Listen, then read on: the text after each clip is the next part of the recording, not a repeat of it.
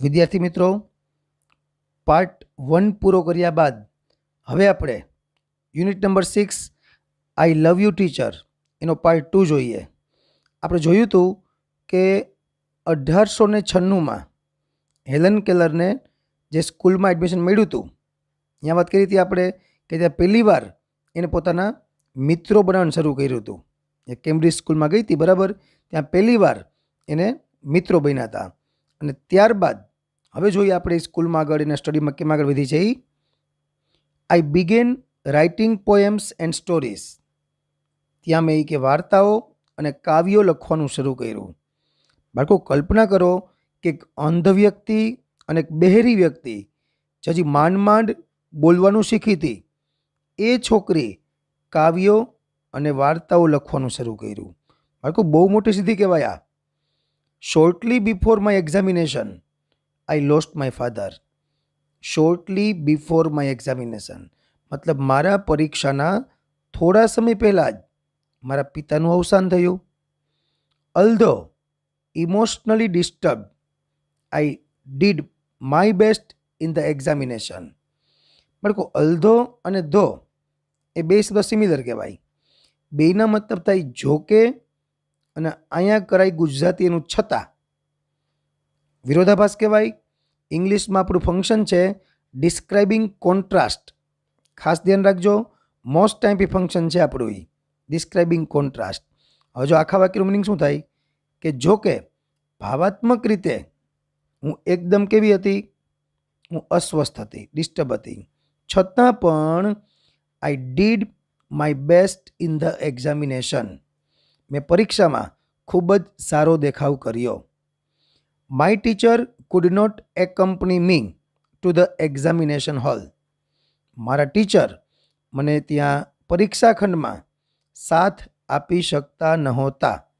Food not એકમ્પની, સાથ નહોતા આપી શકતા. મિત્રો, એ કંપની શબ્દ સમજાવો ખાસ. જો આ મૂળ શબ્દ કંપની, આપણે ઘણાને કહેતા હોય ને કે તમને કંપની આપશો, ત્યારે આ શબ્દ બોલતા હોય આપણે. પણ આગળ એસી લાગે ને તો એનું વર્બ બને, ક્રિયાપદ બની ગયું, સાથ આપવો. હવે એના ટીચર તો ત્યાં જઈ શકતા નહીં, તો એક્ઝામ કેમ આપતી? આ એક સરસ વાત છે. જો મિત્રો, there a teacher spelled out the question in my hand. એક્ઝામમાં શું થતું કે ત્યાં કોઈ ટીચર મારા હાથમાં ક્વેશ્ચન લખતા. And I typed out the answers. ટીચરે એના હાથમાં એ મૂવમેન્ટ કરવાની, પ્રશ્ન લખવાની. એટલે એ મૂવમેન્ટ કરે એટલે હેલન પ્રશ્ન સમજી જાય અને એને શું કરવાનું, એને ટાઈપ કરવાનો જવાબનો. આમ એક્ઝામ આપતી. When the result was declared. Declared બરાબર એનાઉન્સ્ડ આવી ગયું એકવાર. I was so full of joy to hear that I had passed all the subjects. ખરેખર કે જ્યારે પરિણામ જાહેર થયું ત્યારે મને જાણીને ખૂબ આનંદ થયો કે હું બધા જ વિષયમાં હું પાસ થઈ ગઈ હતી. એક આંધળી અને બહેરી છોકરી પહેલી જ ટ્રાયમાં પરીક્ષામાં પાસ થાય, આ એક મોટી વાત હતી એના માટે. I remember my first day at the Radcliffe college in 1900. કે 1900ની સાલની રેડક્લિફ કોલેજનો મારો પહેલો દિવસ મને હજી યાદ છે. I knew there were challenges. મને ખબર હતી કે તે મારા માર્ગમાં ચેલેન્જીસ, પડકારો આવશે. But I was eager two overcome them. Two overcome એટલે વિન ઓવર, ના પર વિજય મેળવવો. મને ખબર હતી કે મારા માર્ગમાં મુશ્કેલીઓ આવશે, પણ એ બધી જ મુશ્કેલીઓ ઉપર વિજય મેળવવા માટે હું આતુર હતી. એને ખબર હતી કે પોતે આંધળી છે અને કોલેજમાં એડમિશન લેવાનું હતું. એને ખબર હતી તકલીફ પડશે, પણ છતાંય કે હું તકલીફો ઉપર વિજય મેળવવા આતુર હતી. The professors looked far away as if they were speaking through a telephone. આ એક પોતાની કલ્પના એવી છે કે પ્રોફેસરો જાણે કે ટેલિફોનમાં વાત કરતા હોય ને એવા મને દૂર લાગતા. જો મિત્રો, ટેલિફોનની વાત છે ને એટલે આ બહુ જૂની વાત છે. આ મોબાઈલના જમાનામાં તમને આ વસ્તુની કલ્પના ના આવે. કે અગાઉ કેવું હતું કે ટેલિફોન જે હતા ને, મોબાઈલ નહોતા ત્યારની વાત છે બધી આ, કે તમે કોઈ દૂરની જગ્યાએ ફોન કર્યો હોય ને તો અવાજ માંડ સંભળાય. જેટલી દૂરની જગ્યા વાતચીત ચાલુ હોય તમારે એટલી મોટેથી રાડો પાડવી પડે ત્યારે સંભળાય અહીંયા. આ એ વખતની વાત કરે છે કે કોઈ દૂરથી કોઈ ટેલિફોનમાંથી વાત કરતું હોય ને એવું મને લાગતું. આ કોલેજના એના પહેલા દિવસની પોતે વાત કરે છે એ. The lectures were spelled into my palms as rapidly as possible. આ કોલેજમાં શું છે, આ કોલેજ તો રેગ્યુલર છોકરાઓની કોલેજ હતી, પણ આના માટે હવે હશે સ્પેશિયલ સગવડ કે પ્રોફેસર બોલતા હોય અને આના હાથમાં, એની હથેળીમાં એના લેક્ચરને બને તેટલી ઝડપથી લખવામાં આવતા. આઈ વુડ નોટ ડાઉન, હું નોંધ કરી લેતી, whatever I remembered when I went back home. હવે બાળકો આ વસ્તુની ખાલી મનમાં કલ્પના કરો કે તમે આખો દિવસ ભણ્યા, હાલો તમે ખાલી આવું તમારે નાટક કરવાનું એક દિવસ પૂરતું, હાલો કે તમારે આંખે પાટા બાંધી દેવાના અને ટીચર જે કાંઈ બોલે 6 કે 4 કે 5 લેક્ચરમાં એ તમારો ફ્રેન્ડ કે તમારી બેનપણી એ તમારા હાથમાં ખાલી મૂવમેન્ટ કરે, હાલો. અને પછી ઘરે જઈ અને તમારે યાદ હોય લખવાનું. હવે એક લેક્ચરનું ખબર ટપા ના પડે એમાં કાંઈ મિત્રો, અઘરી વાત છે. અને એટલે જ પાઠ ભણી જો ને આપણે, કે આપણે પાઠ આવે કોઈના કહેવામાં, હાલો આપણે તો હાઈ ક્લાસ બધું આપણી પાસે કમ્પ્લીટ મટીરિયલ હોય, સાહિત્ય હોય, સારી નોટબુક હોય, તોય વાંચવા નથી પહોંચતા આપણે. પણ જે હોય તે, આ તો અદ્ભુત સિદ્ધિવાળી ગિફ્ટેડ છોકરી છે, બરાબર હતો. એટલે એમ કે મારી હથેળીમાં બને તેટલા ઝડપથી બધા લેક્ચર લખવામાં આવતા અને ઘરે જઈ જે કંઈ મને યાદ રહેતું ને એની હું નોંધ કરી લેતી. Here I began to write about my life. અહીંયા આવે મેં મારા જીવન વિશે લખવાનું શરૂ કર્યું. I wrote the story both in Braille and on a normal typewriter. મેં બ્રેલમાં અને સાદા ટાઈપરાઇટર બંનેમાં લખ્યું. The story of my life was edited. જો મિત્રો બધા પેસિવ વોઇસના વાક્ય કે આદિ વાત થઈ ગઈ આપણે કે વોઝ વેર પ્લસ ભૂતકૃદંત પેસિવ વોઇસ. અહીં વોઝ એડિટેડ પેસિવ વોઇસ. કે મારા જીવનની જે આ સ્ટોરી હતી, મતલબ આમ તો આત્મકથા કહેવાય ને, ઇંગ્લિશમાં કેવું કહેવાય ઓટોબાયોગ્રાફી, એટલે આત્મકથા, autobiography.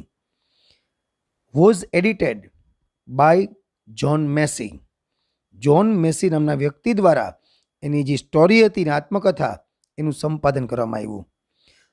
The writing was published in A magazine in 1903 and I was paid four it.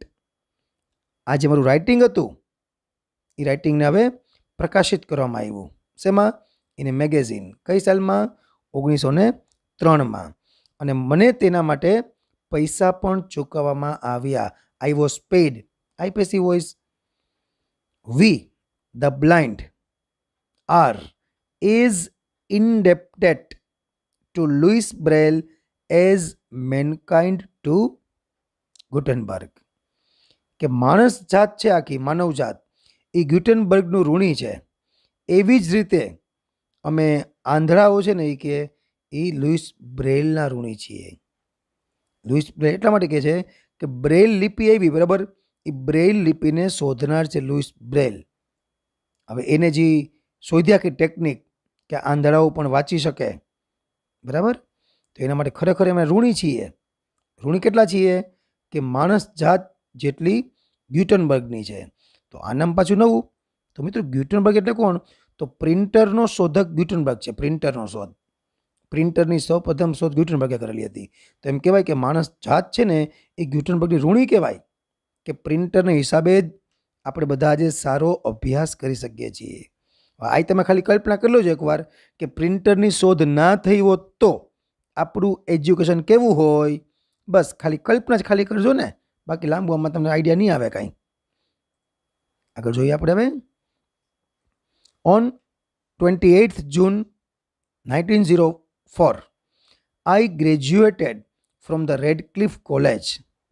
28 જૂન 1904માં હું રેડક્લિફ કોલેજની ગ્રેજ્યુએટ થઈ, સ્નાતક થઈ. આપણે શું છે અહીંયા સ્થિતિ એવી હોય કે 12મા પછી કોલેજના 3 વર્ષ કરો ને તમે, એટલે તમે ગ્રેજ્યુએટ કહેવાવું, સ્નાતક કહેવાવું. 12 પછીના 3 વર્ષ એટલે સ્નાતક, પછી બીજા 2 કરો તો અનુસ્નાતક તમે થાવ, માસ્ટર ડિગ્રી જેને કહેવાય. એટલે આ પોતે રેડક્લિફ કોલેજમાંથી સ્નાતક થઈ.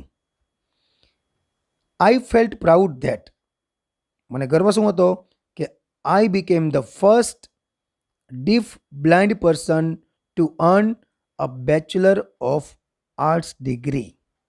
બેચલર ઓફ આર્ટ્સ જેને આપણે BA કહી, બરાબર, શોર્ટ ફોર્મમાં BA થયા, BA એટલે બેચલર ઓફ આર્ટ્સ. આમ BCom હોય તો બેચલર ઓફ કોમર્સ, જેને BSc કહી તો બેચલર ઓફ સાયન્સ. પછી MA, MCom, MSc બધું આવે. આ જુદી વાત છે, તમે જોઈ લેજો, બધું મળી જાય તમને નેટમાંથી, બધું જ મળશે. આ ડિગ્રી કઈ કઈ હોય, કેટલા વર્ષની હોય.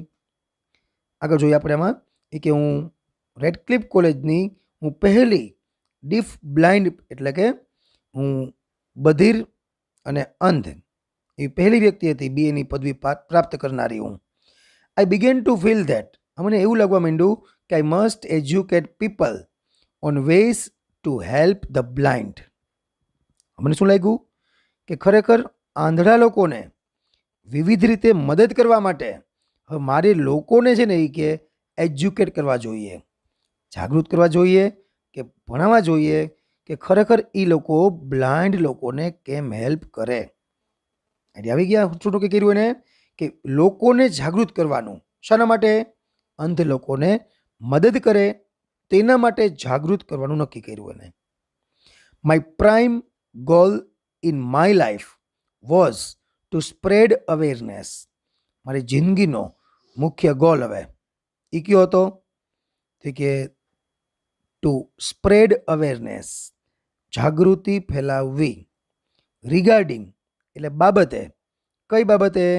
The poor neglected state of the blind, કે ગરીબોની જે ઉપેક્ષિત સ્થિતિ છે, મતલબ કે તેની કોઈ નોંધ નથી લેતું કોઈ, સ્થિતિ જે ખરાબ છે, બ્લાઇન્ડ લોકોની સ્થિતિ જે ખરાબ છે એના પ્રત્યે જાગૃતિ ફેલાવીને એ મારો હવે જીવનનો મુખ્ય ગોલ હતો. ધેર ઇન્નેટ એબિલિટીઝ એટલે જન્મજાત ક્ષમતાઓ, એન્ડ ધેર ઇન્સ્પિરેશન તેમની જન્મજાત ક્ષમતાઓ અને તેમની ઇન્સ્પિરેશન્સ મતલબ પ્રેરણાઓ. આઈ હેડ ટુ રેઝ ફંડ્સ, મારે શું કરવું પડે એમ હતું? મારે ફાળો ઉઘરાવવો પડે તેમ હતો.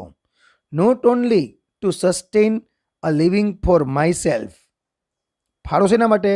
માત્ર મારા જીવનને ટકાવી રાખવા માટે નહીં, but also to start projects two remove darkness and મિઝરીઝ from the lives of other blind people. હવે કે મારે ફાળો ઉઘરાવવો પડે તેમ હતો, માત્ર મારું જીવન ટકાવી રાખવા માટે નહીં, પણ શાના માટે? But also to start project, એને પ્રોજેક્ટ સ્ટાર્ટ કરવા હતા. શાના માટે? ટુ રિમૂવ દૂર કરવા માટે. શું દૂર કરવા માટે? તો કે ડાર્કનેસ એન્ડ મિઝરીઝ, અંધકાર અને દુઃખ ક્યાંથી દૂર કરવા હતા? From the lives of other blind people, બીજા લોકોના જીવનમાંથી એના દુઃખ અને અંધકાર દૂર કરવા માટે, એને પ્રોજેક્ટ કરવા માટે અને પોતાના જીવન ટકાવવા માટે એને હવે ફાળો ઉઘરાવવાની જરૂર હતી. આઈ સ્ટ્રોંગલી ફેલ ધેટ, હું સ્પષ્ટપણે એવું માનતી હતી. હું શું માનતી હતી? કે I must give the others, કે મારે બીજાઓને આપવું જ જોઈએ. શું?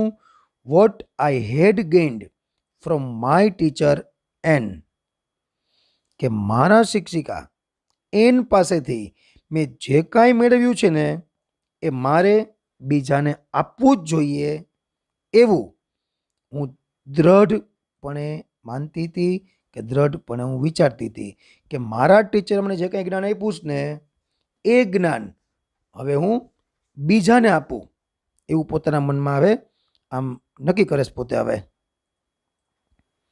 Than came a dark cloud in my sky, પછી આવ્યું એક કાળું વાદળું મારા જીવનમાં.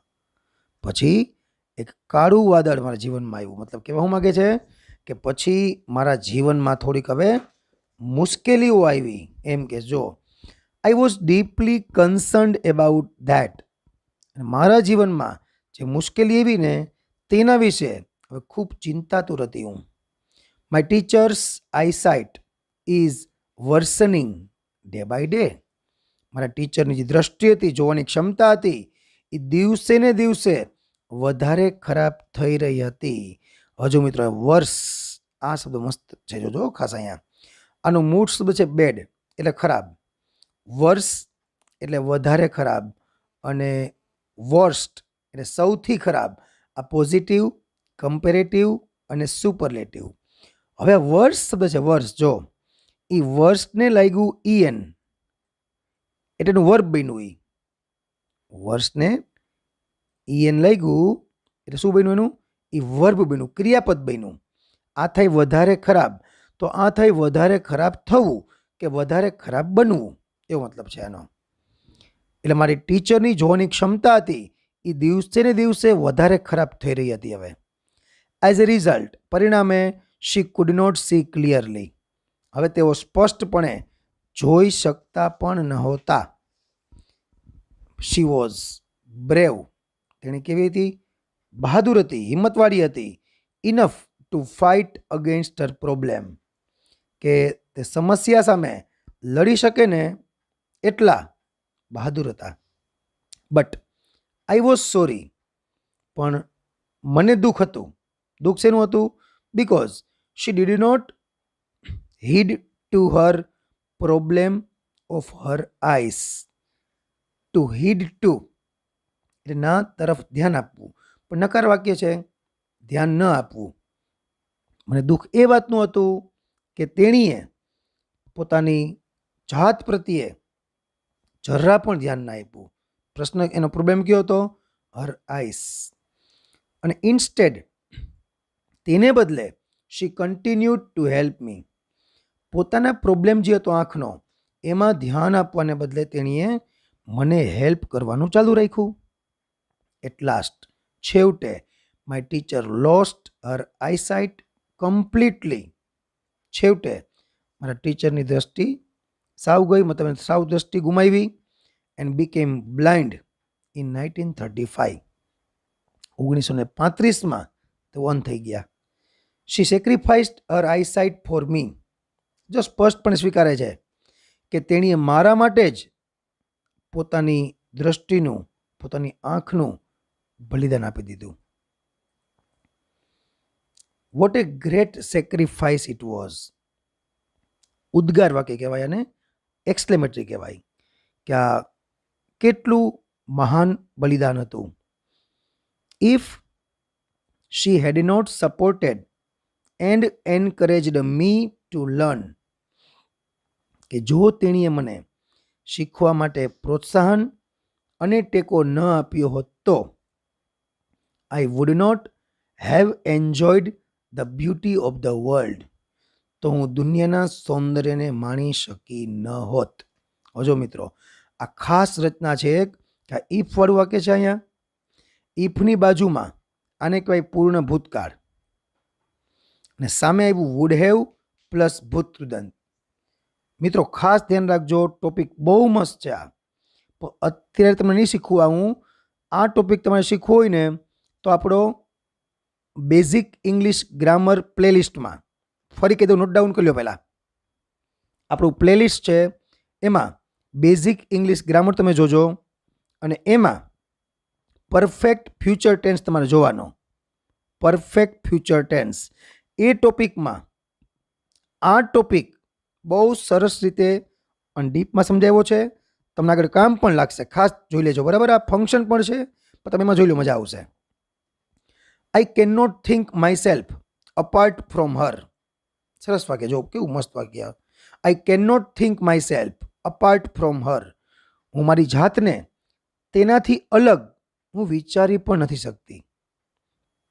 માય હાર્ટ ઓલવેઝ સ્પીક્સ, મારું હૃદય હંમેશા કહે છે કે આઈ લવ યુ ટીચર, કે ટીચર હું તમને ખૂબ જ ચાહું છું.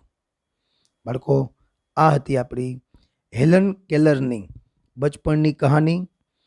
હજી તમારે હેલન કેલર વિશે આગળ વાંચવું હોય તો વાંચજો. એનું આગળનું જીવન પણ ખરેખર બહુ પ્રેરણારૂપ છે. ધોરણ 12માં તમને હજી એક આનો પાઠ આવશે, એમાં આ કાંઈ નહીં આવે. હવે એના પછીની વસ્તુ બધી ઘટના છે ને એ બધી આવવાની છે, એ પણ વાંચજો. અને આનું આખું જીવન ચરિત્ર શોર્ટમાં પણ ઇન્ટરનેટમાં અવેલેબલ છે જ. ખરેખર વાંચવા જેવું છે, પ્રેરણારૂપ પણ એટલું જ છે. તો અહીંયા આપણે હવે આપણો યુનિટ નંબર 6 એનો પાર્ટ 2 અહીંયા પૂરો કરીએ છીએ. આશા છે કે આખો પાઠ તમને સમજાઈ ગયો હશે. છતાંય કાંઈ તકલીફ હોય, ગ્રામરમાં હોય કે યુનિટમાં હોય, પોએમમાં હોય કે પછી બ્લેક બકમાં હોય, કોમેન્ટ બોક્સમાં ખાસ લખજો. ભારત માતા કી જય, વંદે માતરમ.